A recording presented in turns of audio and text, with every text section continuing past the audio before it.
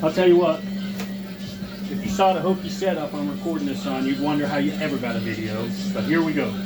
I didn't realize I shut that shit off because I don't know about computers and don't give a fuck about computers. But I did, and I went and disassembled it, but I cleaned it all up. But now I'm going to assemble it, and it's the same thing backwards. If you know how to assemble it, you can figure out how to disassemble it. So 2 seals on this is a reverse reaction piston. This is a reverse reaction drum. This thing's scored. I don't know what you can see on camera, but I would not put this in a transmission. But Landini, I'm going to bring you this drum too so you can practice over and over. Because this piston can be kind of a bitch until you get the feel for it. I've got the feel for it. So you stretch that out.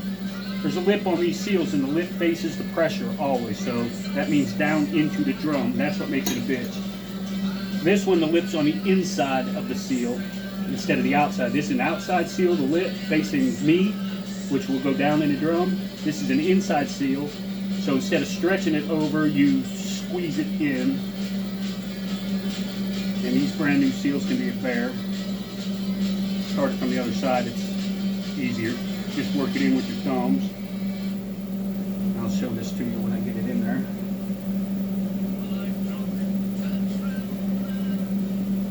So there you are, both seals installed. So I've cleaned everything up. This drum is clean, but like I said, that is scored all to hell. I wouldn't put it in a transmission. That's a snap ring for the clutches. So we keep our hands clean with this brush. Move on both seals, good.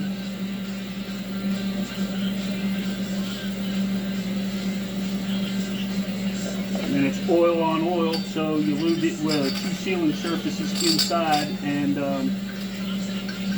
you can see it pretty good when you look down in that drum. You know where that seal's going to ride, because you can see where the clutches ride. It's way down in the bottom of the drum. So, brand new Lip Wizard. Had to learn the hard way. You start the inside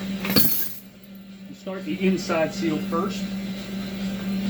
I put this in here, put it over the center, and I tilt that piston really deep into that, because you're going to start one side first. And once you get that inside seal in, pull that Lip Wizard out. Now I'm going to pull that. This is the high side of the piston. This side's already in the seal. I'm going to use my fingers and pull that piston towards the part that's already in, and then work that Lip Wizard around in there. Oh, it popped out when I was talking to you. So always start this one, start the inside first. There's other pistons that's not like that. Oh, lost my spectacles.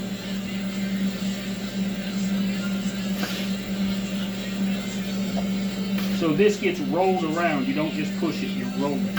Okay, so now that's in. See how I roll it? If you watch that riding, it's turning. And I'm pulling that piston towards me because that's the low spot.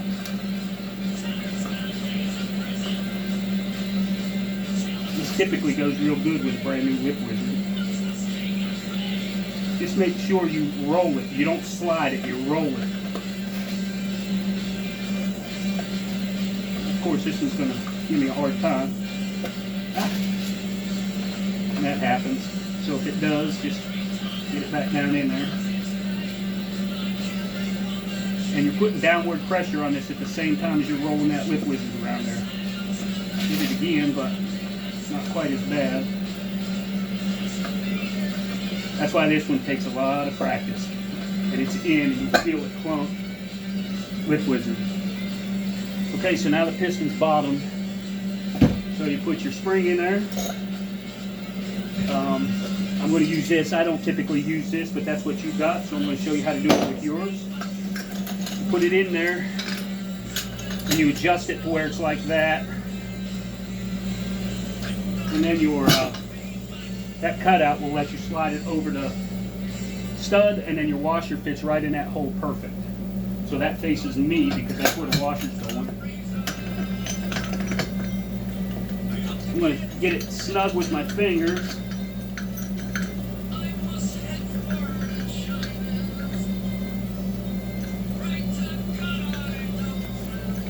And like I said, you'll do this in reverse. Keep taking it apart and see. I came off that spring because I wasn't paying attention. I'll show you what it looks like when it's on.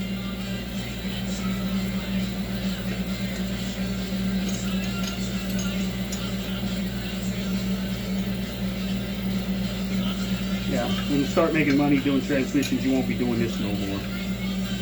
There's a bench-mounted press that makes this really easy.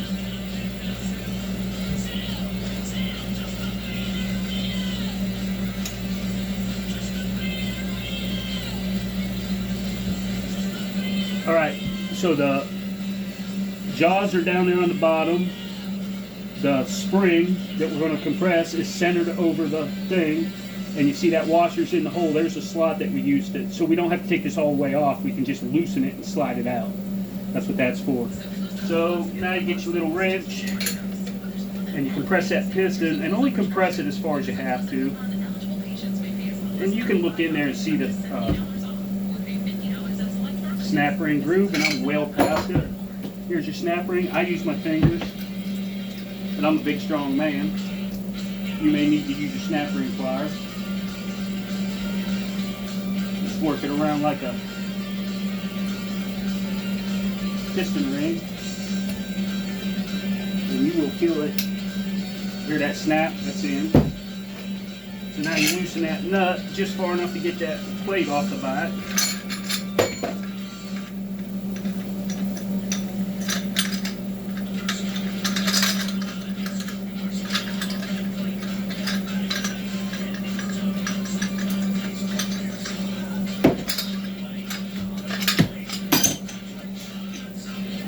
So that is an installed piston and return spring. So now I knocked all my clutches down.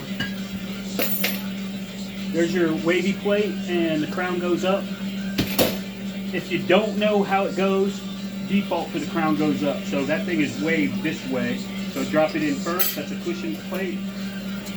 These GM steels have these holes for lubrication. If they're in good shape like these are, I always reuse them because the aftermarket never has those. Right now I'm just putting in used plates, but you can still see the ink on these. These are perfectly serviceable plates, but we're just practicing, so, and we're never putting this drum in anything anyway. So, wavy, or it's a Belleville spring, I think is what they call it. And then it's steel fiber, there's 4 of them, and then this big thick one's the backing plate.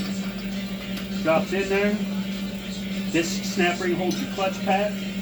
It's an internal. There it is, built.